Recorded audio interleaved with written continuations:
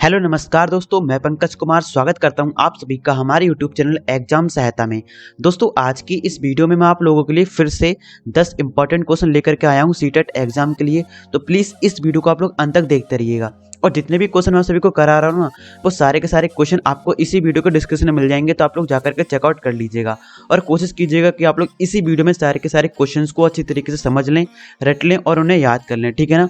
तो चलिए बिना किसी देरी के वीडियो को शुरू करते हैं। तो गाइस हमारा जो पहला क्वेश्चन है वो है ये कि वह अवस्था जब बच्चा तार्किक रूप से वस्तुओं व घटनाओं के विषय में चिंतन प्रारंभ करता है वह कौन सी अवस्था होती है।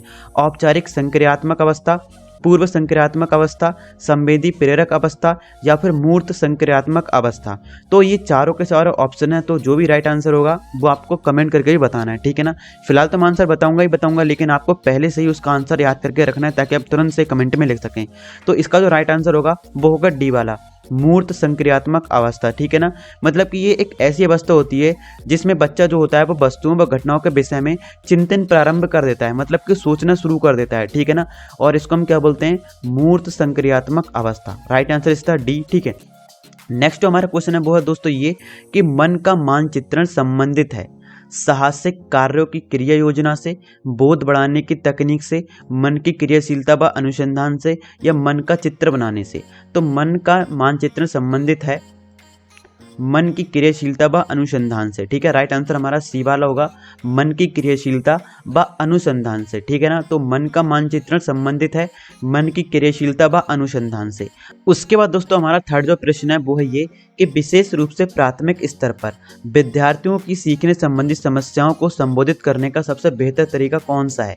महंगी और चमकदार सहायक सामग्री का प्रयोग करना, सरल और रोचक पाठ्य पुस्तकों का प्रयोग करना, कहानी कथन पद्धति का प्रयोग करना या फिर अक्षमता के अनुरूप विभिन्न शिक्षण पद्धतियों का प्रयोग करना।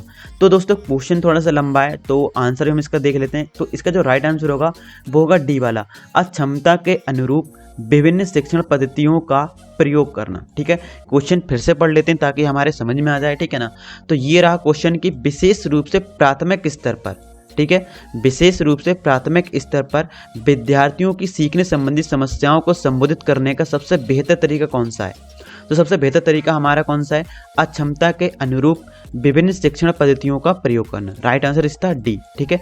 उसके बाद दोस्तों हमारा जो चौथा प्रश्न है वो है ये कि निम्न में से कौन सा बच्चे की सामाजिक मनोवैज्ञानिक आवश्यकताओं के साथ संबंध नहीं है।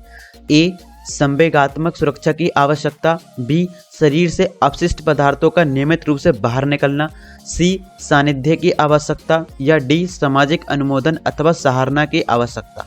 तो इसका जो राइट आंसर होगा वो होगा बी वाला, शरीर से अपशिष्ट पदार्थों का नियमित रूप से बाहर निकलना, ठीक है ना। ये जो है ये बच्चे की सामाजिक मनोवैज्ञानिक आवश्यकताओं के साथ संबंध नहीं है, ठीक है ना।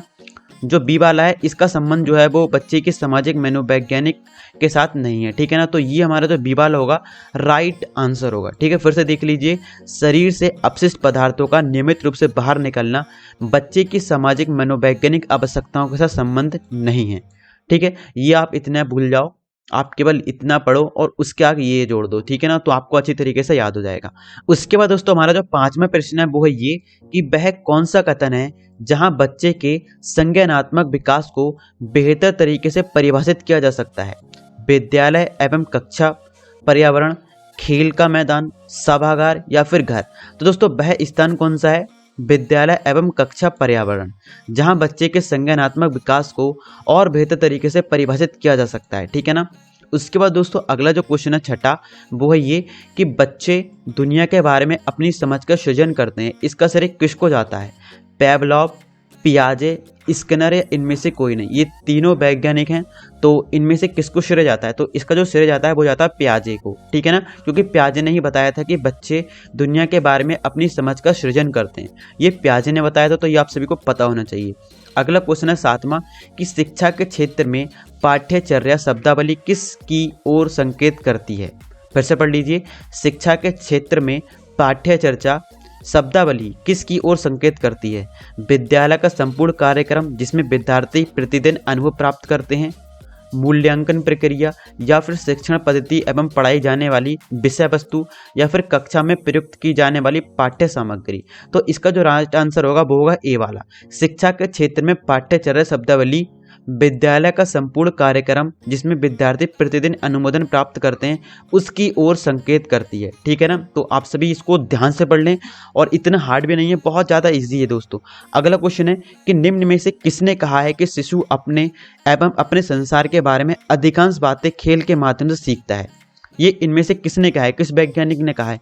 क्रो एवं क्रो, जॉन डेवी, गेशल या फिर स्ट्रिंग।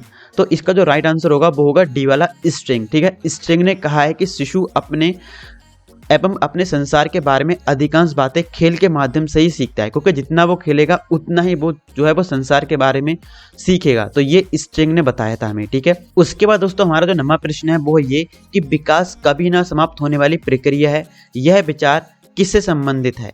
निरंतरता का सिद्धांत, अंतर संबंध का सिद्धांत, अंतःक्रिया का सिद्धांत या फिर एकीकरण का सिद्धांत। तो इसका जो राइट आंसर होगा वो होगा ए वाला, निरंतरता का सिद्धांत। ठीक है, विकास कभी ना समाप्त होने वाली प्रक्रिया है, यह विचार निरंतरता का सिद्धांत से संबंधित है। ठीक है ना।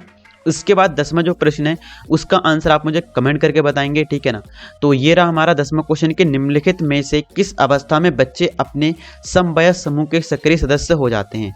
पौणावस्था, किशोरावस्था, बाल्यावस्था या फिर पूर्वावस्था। ठीक है ना, तो ये जो आंसर है इसका आंसर आपको कमेंट करके बताना है, जो भी इसका आंसर हो, और उसके बारे में ज़्यादा से ज़्यादा आप लोग लिखें ताकि दूसरा कोई पढ़े तो उसको उसके बारे में अच्छी जानकारी मिल जाए। ठीक है ना, राइट आंसर देखने की कोशिश कीजिएगा, जे नहीं गलत गलत लिख रहे हैं। ठीक है ना, अपने दिमाग से पढ़ के तभी लिखना। तो ये थे कुछ 10 क्वेश्चन। आई होप आपको ये वीडियो पसंद आएगी। वीडियो पसंद आए वीडियो को लाइक कर देना, चैनल पर सब्सक्राइब कर देना और सारे के सारे क्वेश्चन आपको डिस्क्रिप्शन में मिल जाएंगे। तो मिलते हैं नेक्स्ट वीडियो, तक के लिए गुड बाय, जय हिंद, जय भारत।